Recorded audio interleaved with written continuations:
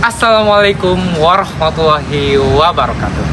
Perkenalkan, nama saya Muhammad Jepri dengan NIM 2023-0501-03-104. Di sini saya akan menjelaskan atau memaparkan materi tentang pengelolaan kualitas, di mana untuk memenuhi tugas UAS mata kuliah manajemen operasi dan keuangan. Oke, teman-teman sebelumnya sudah tahu apa pengertian dari kualitas.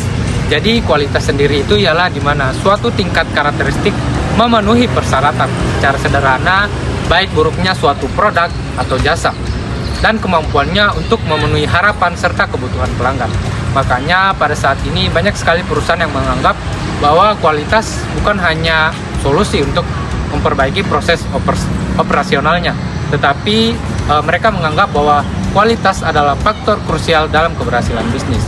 Dan dalam jurnal yang saya kutip, konsumen itu sangat mempertimbangkan dua aspek utama. Yang pertama, harga, dan yang kedua, kualitas. Maka dari itu, peningkatan kualitas sangat-sangatlah penting bagi sebuah perusahaan dan memberi dampak, salah satunya peningkatan penjualan. Dengan peningkatan kualitas, kita dapat membangun citra merek yang baik dan kemungkinan kita dapat menetapkan harga yang lebih tinggi. Oke, dan ada beberapa alasan mengapa pentingnya peningkatan atau pengelolaan kualitas. Yang pertama, reputasi. Dengan peningkatan kualitas, kita dapat membangun reputasi yang baik dan terpercaya di mata masyarakat. Kemudian yang kedua, efisiensi biaya. Paradigma baru menunjukkan bahwa kualitas tidak selalu identik dengan biaya tinggi, tapi fokus terhadap kepuasan pelanggan justru dapat menekankan biaya. Kemudian yang ketiga, peningkatan pangsa pasar. Kualitas sebuah produk atau jasa memungkinkan perusahaan untuk menawarkan harga kompetitif sehingga dapat menambah pangsa pasar. Kemudian yang terakhir itu ekspansi internasional. Dengan kualitas, peningkatan kualitas sebuah produk atau jasa memungkinkan kita untuk memasuki pasar internasional. Baik, kita akan membahas TQM, Total Quality Management. Jadi pengertian TQM sendiri ialah sistem manajemen yang menjadikan kualitas sebagai prioritas utamanya, fokus pada kepuasan pelanggan, serta melibatkan seluruh anggota karyawan dalam perbaikan berkelanjutan. Ada 4 prinsip utama dari TQM sendiri.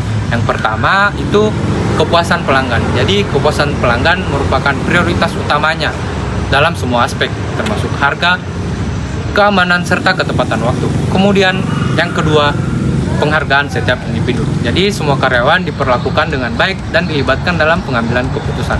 Kemudian yang ketiga, pengambilan keputusan berbasis data. Setiap keputusan manajemen harus berdasarkan data dan fakta, bukan berdasarkan intuisi ataupun perasaan. Kemudian yang keempat, ada perbaikan berkelanjutan tentang siklus PDCA atau Plan, Do, Check, Action. Jadi sistem perbaikan berkelanjutan ini dimulai dari perencanaan, pelaksanaan, pengawasan, serta tindakan korektif.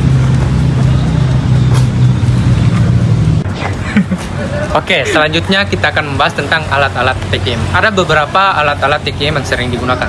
Namun di sini saya akan menjelaskan 3 saja. Yang pertama ada yang namanya lembar periksa. Jadi dia ini sebuah formulir yang terstruktur untuk mencatat data secara sistematis untuk memudahkan kita mengidentifikasi pola dan tren untuk analisis lebih lanjut. Kemudian yang kedua, diagram sebaran.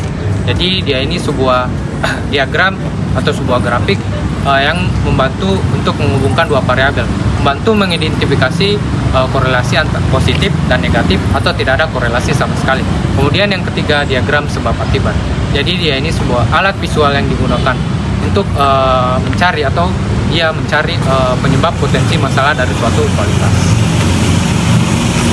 Kemudian yang terakhir, kita akan membahas tentang inspeksi. Teman-teman sudah pernah mendengar tentang inspeksi? Jadi inspeksi ini biasa diartikan sebagai pemeriksaan. Jadi inspeksi meliputi pengukuran, pemeriksaan fisik, serta evaluasi produk. 2 pertimbangan utama dalam inspeksi. Yang pertama, waktu dan lokasi. Keputusan kapan dan di mana itu bergantung pada jenis produknya. Oke, mungkin itu saja yang bisa saya sampaikan. Lebih dan kurangnya mohon dimaafkan karena saya juga hanya manusia biasa. Akhir kata, wassalamualaikum warahmatullahi wabarakatuh.